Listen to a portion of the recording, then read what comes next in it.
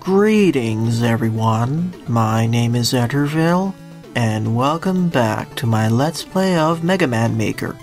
During the last part, I covered 10 levels that I found on the most popular queue. So in this part, I'll be covering at least 5 or 6 viewer-submitted levels, starting out with this one, Samurai Man by JetHawk74, with 120 plays and a score of 26. Before I begin, I'd like to showcase the new interface that was introduced with Mega Man Maker version 1.2. As you may have noticed, we now have the addition of a share button. By pushing the share button, we can either tweet a link to the stage itself, or just copy the direct link onto the clipboard for easy sharing, which I find to be a major plus, so good work on the Mega Man Maker team. Nonetheless, let's begin. I'll be exploring the rest of these updates to version 1.2 in a future part, probably the next one actually. Also, if you want one of your levels to be featured in a future part like this one, please leave the level name and level ID in the comment section below or direct message me on Twitter. And as always, the full disclaimer of this entire LP series is linked in the description below, as well as the timestamps for every level that I cover. I played one of JetHawk74's levels before, so let's see how this one fares. This is their version of a Roadmaster stage, this one focusing more on Samurai, hence why we have the Yamada Man background. Also a whole bunch of special weaponry that I should be using. After all, special weapons are the main reason why I play Mega Man in the first place. That was foolish of me.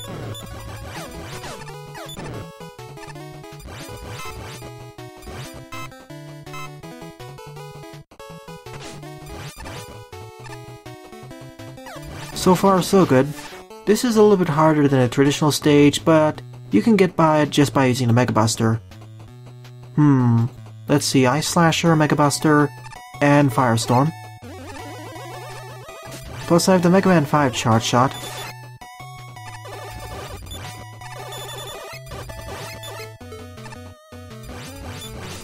Oh, I see why they said Ice Slasher, so we can deal with these enemies more easily.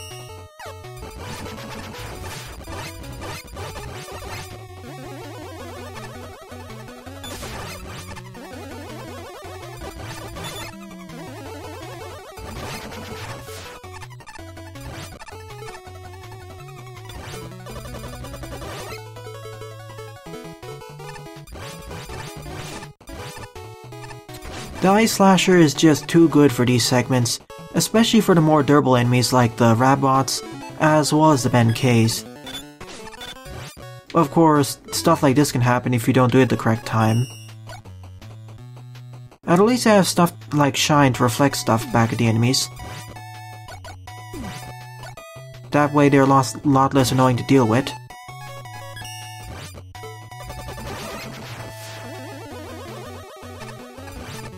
Down we go.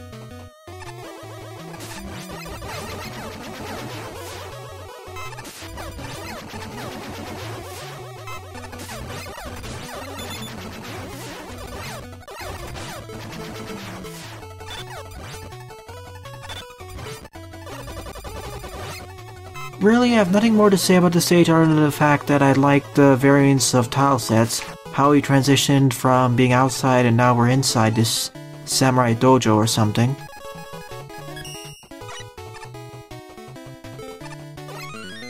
And the enemy placement and challenge progression is pretty nice.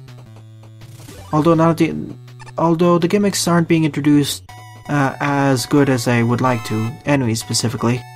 Also, it's entirely possible to skip that checkpoint, so that you may want to fix that.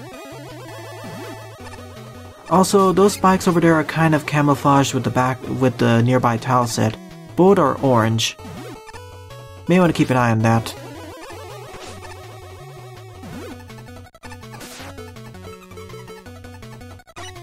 I know I could have made that jump, but I didn't want to take any risks there. Especially with my luck.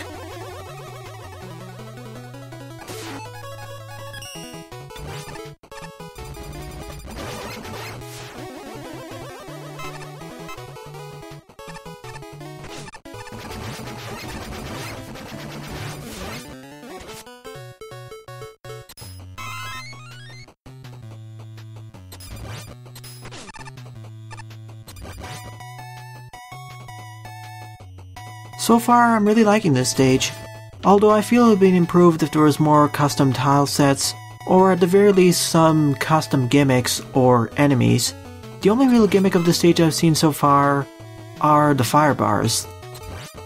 But honestly, something else more related to weaponry, swords, lances, axes, etc. would be making the stage a lot better, plus more enemies like the panditas. At the very least, we have stuff like the Ben K's.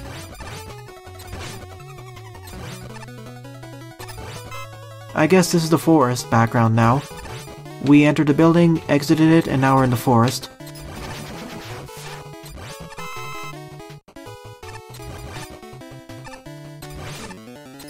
These petite snakies are still really annoying because they can snipe you pretty fast.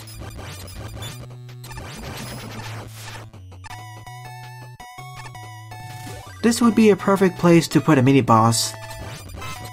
In fact, as another note, from watching the 1.2 trailer for Mega Man Maker, apparently a new mini-boss was added, Tama from Mega Man 3, aka the giant cat mini-boss. At least I think it was from Mega Man 3. I don't remember it being in Mega Man 2.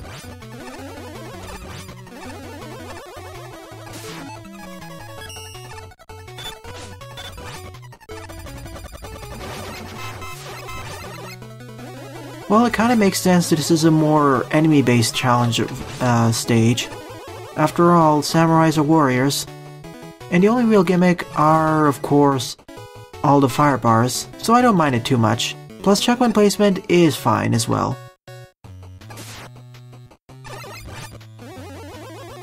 We're getting various types of enemies though. Now we're in a volcano, so we have more fire-type enemies. I do like how each section of the stage has its own different enemy types. Although I'd say they're not introduced as fairly as I would like them to be. So it's more of a fortress level or a more difficult Roadmaster stage. Still, I'm not complaining, this is still a fairly balanced stage. Slightly more difficult, but it's fine. Now a water segment. We gotta be a bit careful here so we don't fall in the water.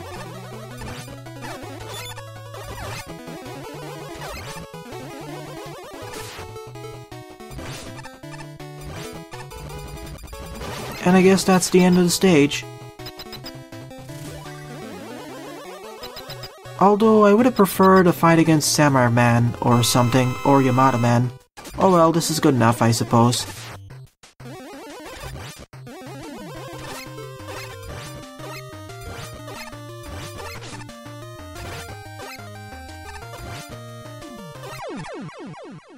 So, overall, I'd give this stage at least a 6 out of 10. It was a par to above par Roadmaster stage, although as I said, I would have liked it if there was some custom gimmicks, or at least one more gimmick, maybe some custom enemies, and an actual Samurai Man encounter. But most of those aren't really possible in this engine, so I won't blame the stage for that. I did like all the enemy-based challenges, and how there are different sets of enemies for each section. So players aren't really overwhelmed by different enemy types. So, good work with that, JetHawk4272. The next level is also by JetHawk. As you may have noticed here, the interface for searching for new levels has been much improved, so I really applaud the Mega Man Maker devs for that. It's a lot less confusing now. Okay, next up is Point Man by JetHawk74, 81 plays and a score of 22. Oops, I didn't select it properly. Another plus is the fact that it actually memorizes what the last ID you entered in was. That's also a major plus.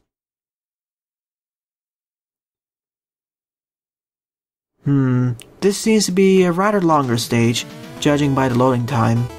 Maybe for version 1.3 we can add in a number of screens on a description. I would really appreciate it. I'm repeating this statement throughout every parts in hopes that this reaches better awareness. That way I can better gauge what stages I do want to play. Especially with two major updates that were added to this title, one of which being Glocks and Keys, aka the key doors and keys from Magmal 2, or at least similar to that, as well as weapon capsules. Yep, I totally didn't expect this to happen in version 1.2, but apparently now in version 1.2, you can introduce weapon capsules in middle stages, and it'll unlock new weaponry for Mega Man right in the middle of the stage. So basically you can make true Metroidvanias now, which is quite amazing. Get to one side of the stage, unlock a new weapon, and then you can revisit an earlier part of the stage, backtrack, and open up new parts of the stage, either with blocks or with mobility challenges, like using the charge kicks, charge jump, or air jump in order to make your way across. It's quite amazing, and I didn't think the Mega Man Maker team would have introduced it, especially how none of the Mega Man games actually have weapon capsules. So that's a huge plus, and I'm quite proud of the team for doing that. That'll open up a huge slew of new level types, specifically the Metroidvania and more non-linear designs. Now, the only other way I can think of improving that is to allow for multiple bosses for every stage, as well as have bosses drop weapon capsules upon their death. That way you can effectively make a short, full Mega Man fan game using Mega Man Maker in just one level itself. Sure, it may be a bit laggy, but it'll be interesting. Plus we also have all the slew of new utilities, weaponry, bosses, enemies added from Mega Man 2 and 3. And this is all in part thanks to the fact that it's also the 30th anniversary for Mega Man. Today, the time of which the version 1.2 update was introduced, is the 30th anniversary of Mega Man officially.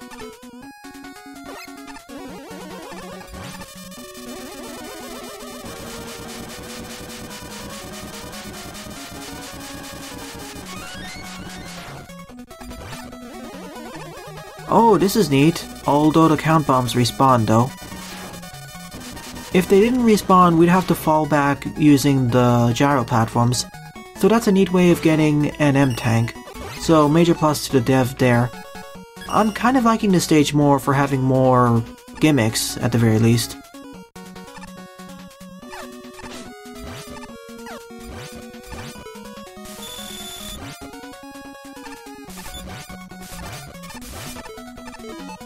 I don't get the point of why this stage is called Point Man though. Really, I see it's more like Count Bomb Man. There aren't that many spikes either.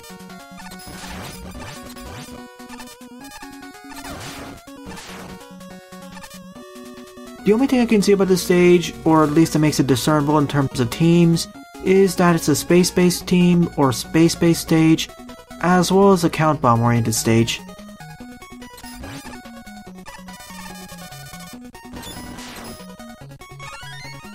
I don't think I'll need the E-Tank, but I'll take it anyway.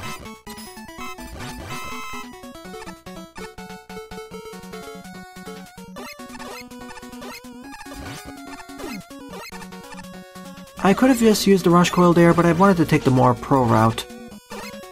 Plus, this is the actual route you're supposed to go through anyway.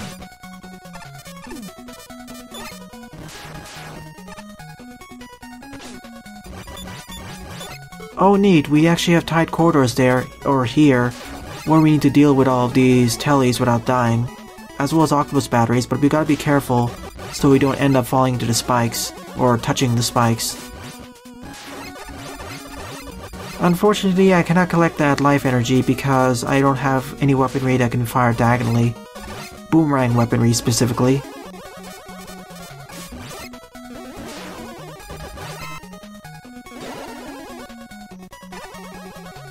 Is this a code 74544631?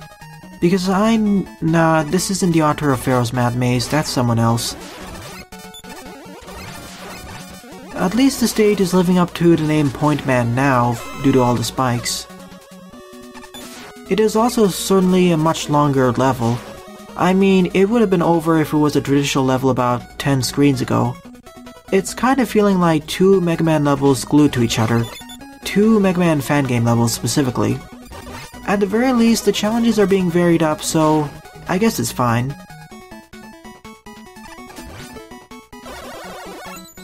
Sorry for all the screen flashes there.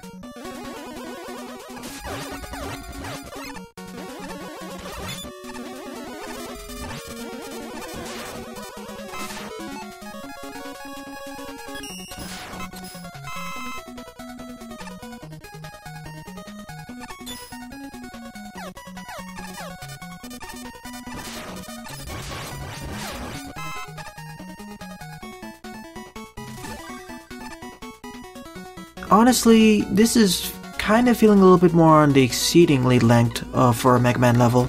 I like it, sure, but many other players would kind of find it a bit going onto the marathon length. It's not too bad though, so I'm not complaining too much. The challenges are being varied up enough, but it feels like it's becoming like a Mega Man stage that's 3 times the length or something.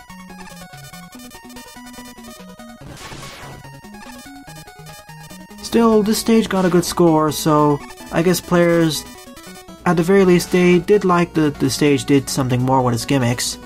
Even though it lasted longer, players didn't mind it.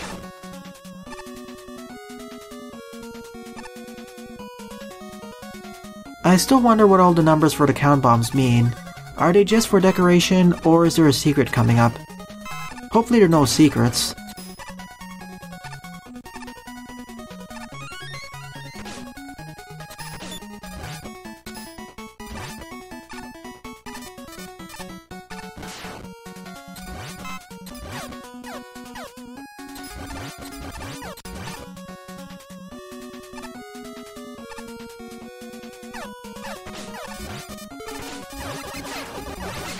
This is a really tight situation here.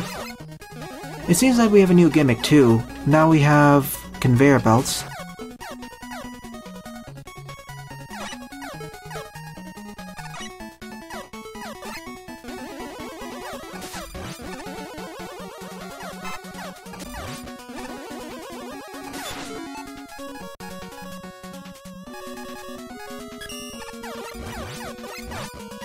Oh yeah, I forgot, the wind tornado or windstorm can actually delete projectiles. That makes dealing with the Sniper Joe so much easier. That's it, I'm using an E-Tank. Also gravity hold. Yeah, this stage has certainly gotten much harder. It's certainly harder than what Samurai Man was. At the very least, both of these levels are more enjoyable than all of the stages I covered in the previous part. They were kind of on the bland side. Bit scary over there.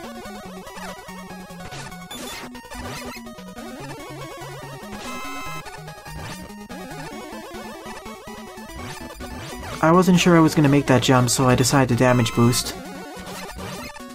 Plus, I did want to get the extra life energy as well. Also, another instance of an unfortunately placed hot dog. Really, they should be placed on an inclined area or on the opposite side of the screen, so you don't easily just run up to them and destroy them. Okay, but we're at the end of the stage. This definitely felt like it was 3 times the length of a traditional Mega Man level, maybe even a traditional Mega Man fan game level, but yeah, at least it was fun. First starting out with count bombs, then moving on to conveyor belts, then moving on to combine the two. Plus the challenge progression was fine as well. It was definitely more positive, starting out easy, introducing enemies and gimmicks in relatively safe environments, then incrementing difficulty slowly, ending up with a pretty difficult stage near the end, or more difficult. I still wonder what all these numbers mean. Is there any meaning to these?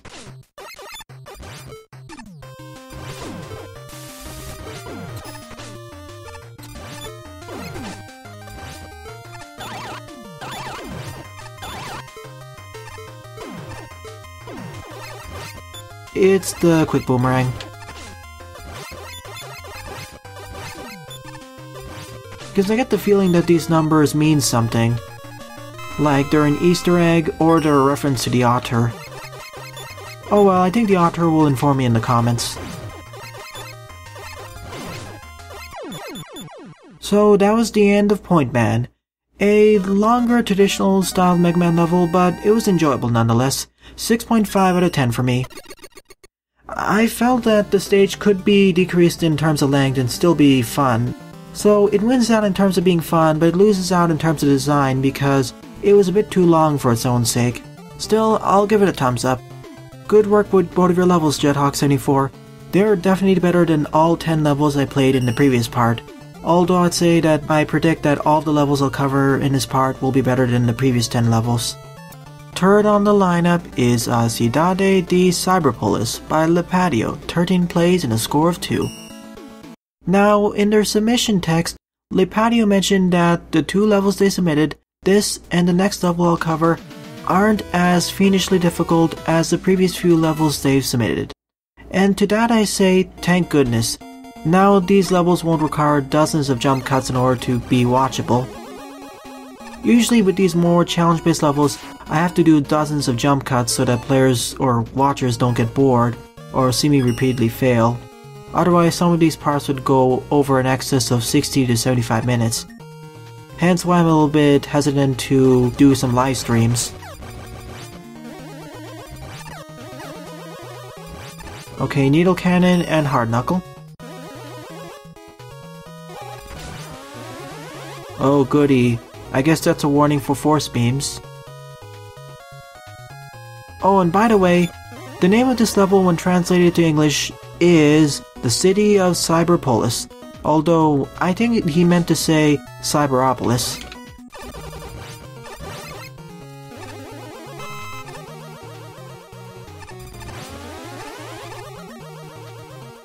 Is it warning me that it's coming soon?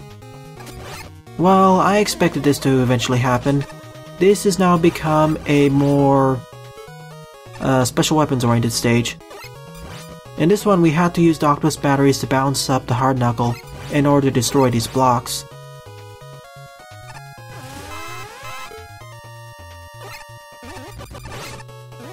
I guess these force beams are used as decoration here, not as actual obstacles. For now at least. I expect that to change really soon.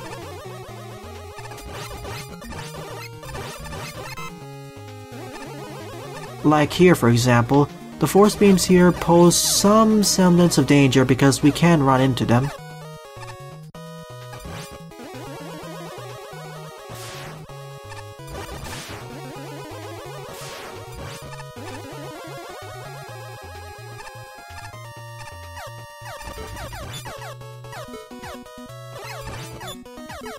Unfortunately, none of the special weaponry that I have here is good against those Ben-Ks.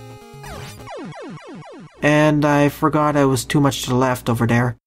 I wanted to deal with those cannons as quickly as possible, but I forgot where I was.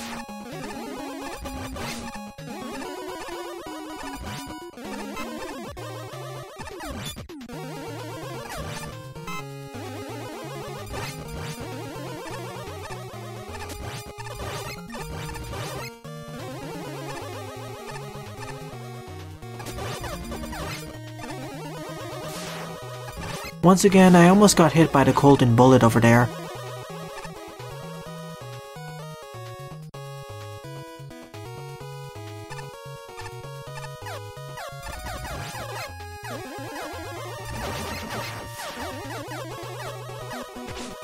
I'm just gonna ignore it. That seems to be a safer option.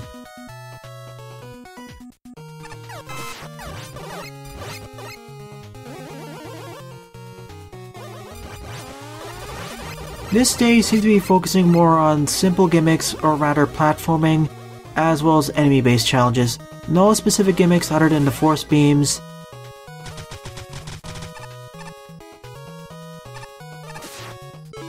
Well, I know what they need to do over there. This is acting like a life check gate, reducing my life to a certain amount, so I'm going to be at high risk of getting through the segment. Specifically, I only have 2 bars of health now. So now, almost every enemy is going to be instant death. So of course they're going to be attacked by rollers.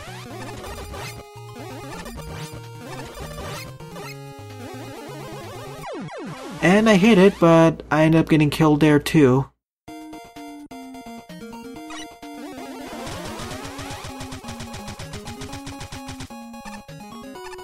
And the way these are positioned, I can't just cheese them easily. There we go, that's a lot better.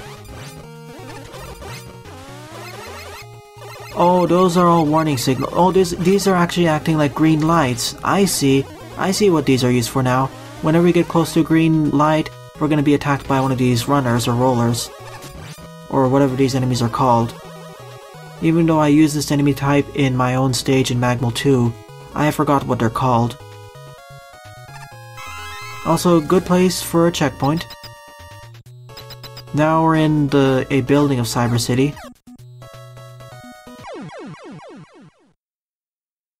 Why does this lead downwards even though it's a bottomless pit? That seems to be kind of a minus for this stage.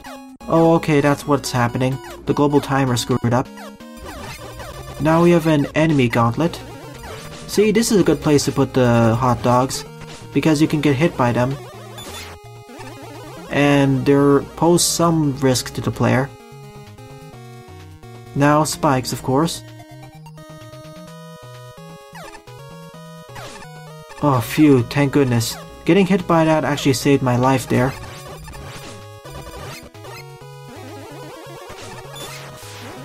Watch as I get hit by everything now. I guess I'm waiting for some footholders to come down. Because I see no way of getting up there. The global timer probably desynced those footholders. Thank you. I really wish there was a checkpoint over here in case I die. Otherwise I have to repeat this long segment all over again.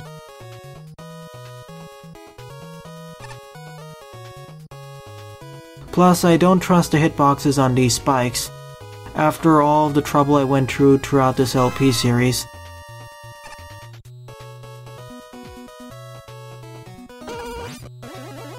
Oh no, now we have the Elect Man enemies and Elect blocks. At the very least there was a checkpoint there, so that's a plus.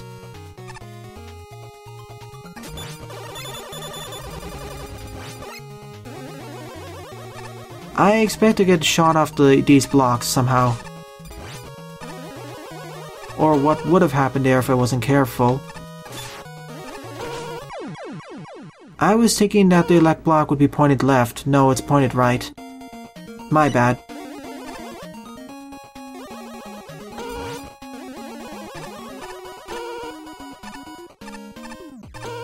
Thankfully it isn't too far away, so I won't do any jump cuts.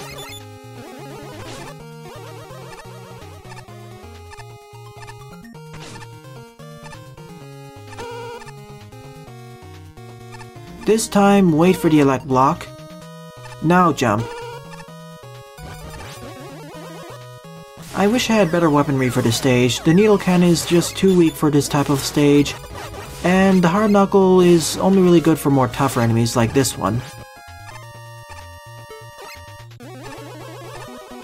Oh no, gyro platforms and fire tellies, and no good way of shooting upwards. So this is the don't shoot segment.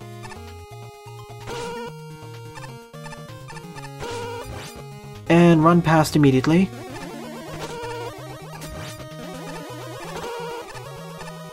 Let's hope I don't get insta-gibbed by whatever. Okay, we're out of here. I guess we entered the Cyber City skylines and now we're out.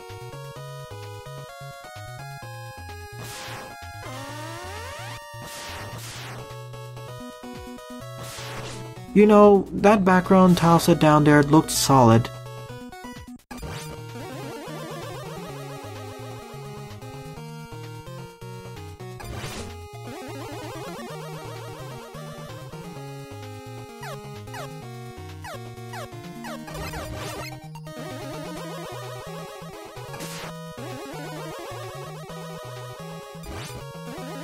If only I could reach it. Also, good place for a checkpoint. I'm resetting here. Boy, this stage is taking quite a while, this and the previous two levels. I'll be covering one more level in this part, then I'll end it.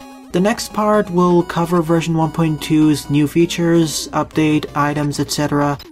And the part after that will focus on the next set of your submitted levels.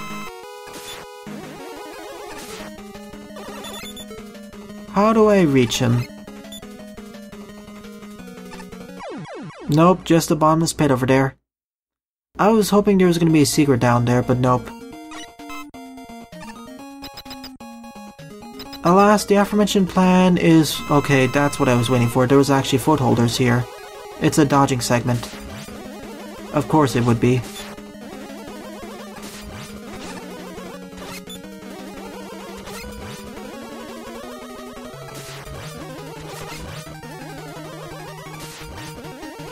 Oh, now we have to dodge in reverse, too.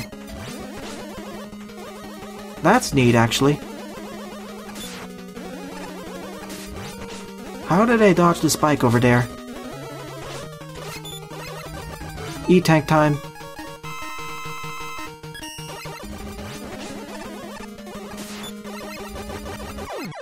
That's the end of the stage. The city's Cyberpolis was a pretty neat stage to go through. But as I said, because of how long these stages are taking, I'll only be covering one more level in this part, and then the next part will focus on the new features, items, etc. of version 1.2, and then the part after that will focus on another set of viewer-submitted levels. The fourth and final level of this part is Viagem Espacial, Parte 1, Venus, also by Lipatio, 16 plays and a score of 2. This translates to English as Space Travel, Part 1, Venus. They have 2 other parts submitted as well, from what I've seen. Oh goody, it's going to be a longer stage as well. Perfect Freeze, Silver Tomahawk, Shine, Ice Slasher. So gimmick based stage. And we have the 8-bit remix of the intro team or intro stage team for Mega Man powered up. So just hold down the Perfect Freeze fire button and destroy all the missile launchers or killer bullets.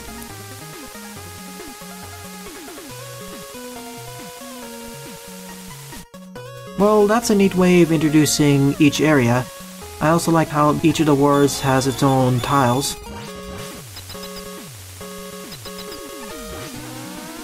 So now we're in Venus.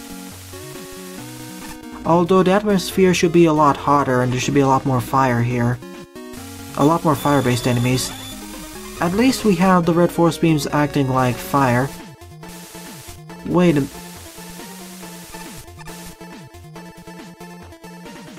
Well, I'm kinda speechless there.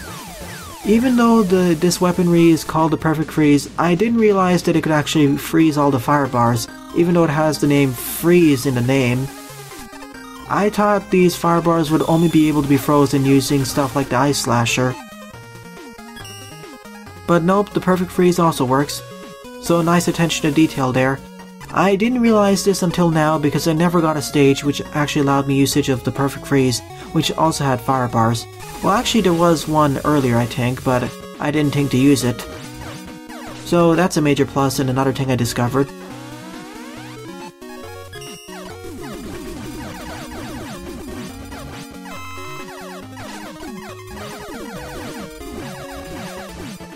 Well, the sign told me to use the shine, so might as well use it.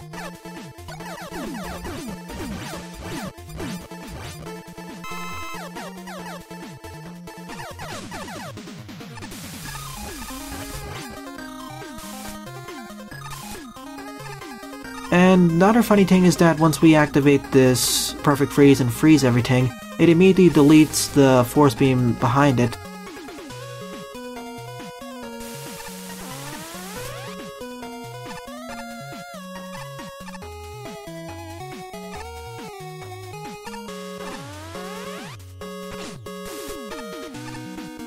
Unfortunately, the timing was against me there.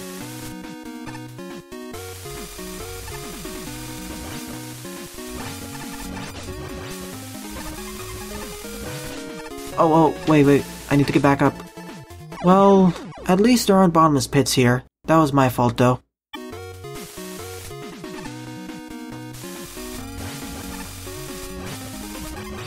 At the very least, these gimmicks are introduced in safe environments first, and the difficulty is gradually increased. The hardest part of these segments is, of course, the killer bullets, by far. Because they keep knocking me around, it makes it really easy to fall into these pits, or until the fire bar is on freeze. Still, the spamming of the fire bars combined with all of the other utilities, or the fact that we have the perfect freeze as a primary weapon, makes this a pretty neat stage. Unfortunately, the perfect freeze doesn't freeze enemies like the Ice Slasher can. That's why I thought the perfect freeze couldn't freeze the fire bars, because it didn't freeze enemies.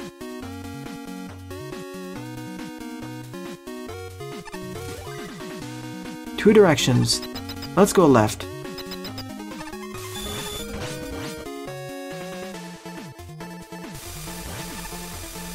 That was really close there. Almost dead now, I'll probably die.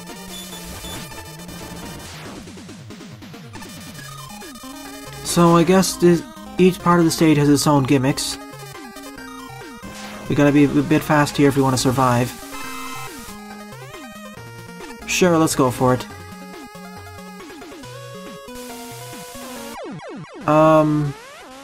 Thank you, global timer not working. I'll just use the level editor to see what the alternate pathway has to offer. Seriously, why is the firebar not syncing up?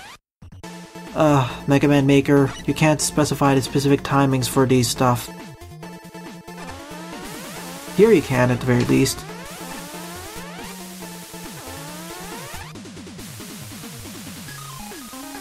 You gotta be on your guard so it doesn't just freeze at the wrong time.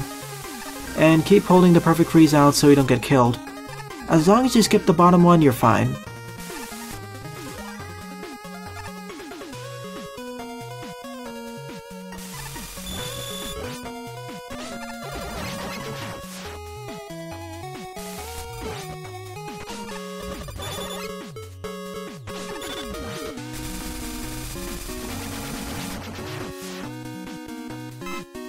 I see. We need to use the shine over here. And then immediately switch so we can just deal with it by freezing it. Enemy spam time. Thankfully we have the perfect anti-enemy spam weaponry. The perfect freeze.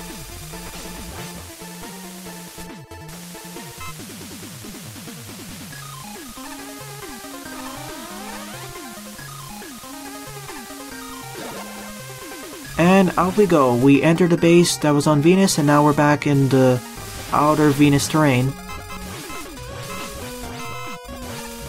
With a lot of killer bullet spam. And suddenly we teleport downwards. I see we're using that same glitch that Prada Pateta used. And time to fight Toadman. Oh. It's gonna be a slight problem though. Because we need to keep these force beams at the correct time so we don't get killed. We need to hold the force beams back, and we need to keep the fire bars frozen. So we need to constantly move back and forth in order to deal with Toadman.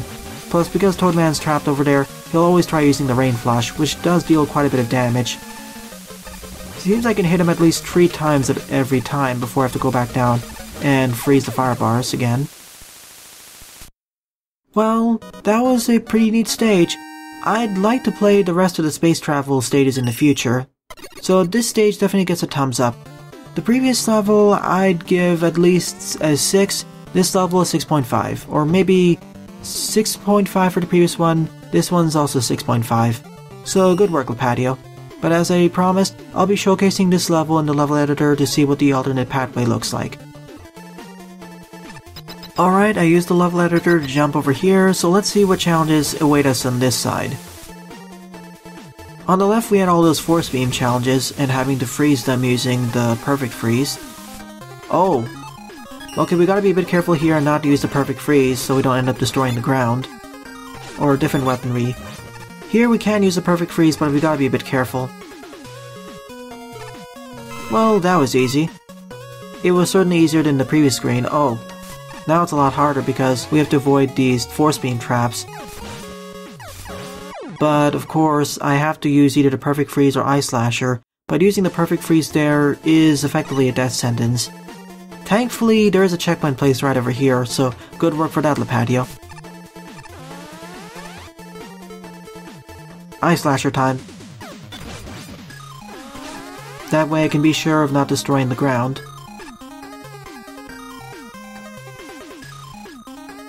Oh goody. I gotta be fast here so I don't die.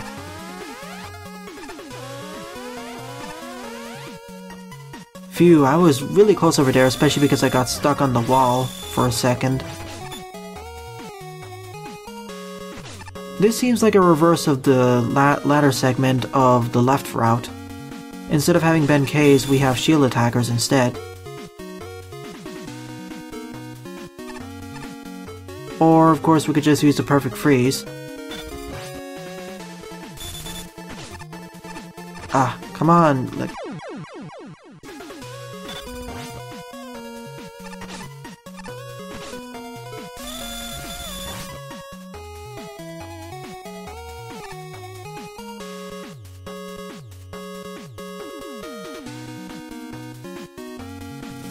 Thank goodness there's a checkpoint right over there. I will definitely utilize it.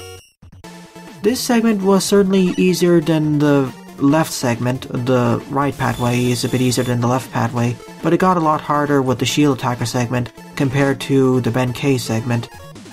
Especially because of that last ladder segment. What with dodging those shield attackers being a lot more difficult. And that problematic collision detection. Oh no.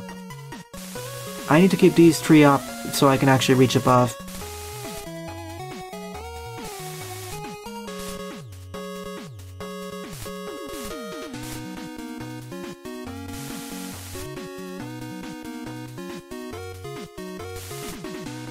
Why aren't the top ones unfreezing?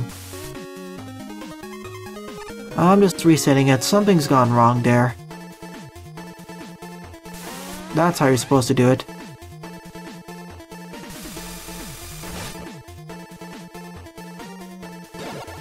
And we're out again. This is where the two pathways loop up with each other. So that's the end of the stage.